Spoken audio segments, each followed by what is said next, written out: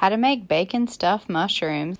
I picked out my own mushrooms because it's cheaper. They ended up to be $3.50 for like 8 of these bitches. You start by ripping out the stems, and then you can scrape out the insides with a spoon, but do it gently. Wash the outsides with a wet paper towel to give these guys a little bit of a bath.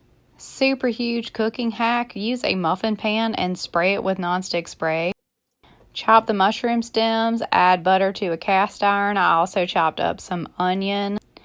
You're going to want to add your onion to the butter. Chop fresh garlic or use minced garlic from the jar. Saute everything together.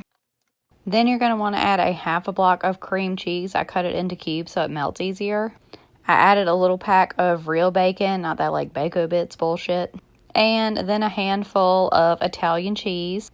You're going to hit it with some onion powder, a little bit of cayenne if you like a little bit of heat. And then you're going to want to mix everything together so that your cheese gets nice and melty and your ingredients are incorporated like so. Take a spoonful of your cheesy, melty onion bacon stuff and add it to the mushrooms. You want them full, but not too full. This is what the mushrooms look like, nice and stuffed before they go in the oven. I add a little bit more of Italian cheese to the top. After cooking at 350 degrees for 20 minutes, this is what they look like. You don't have to do this, but I added a bit of an Alfredo sauce to the top. I cheated and used a jar.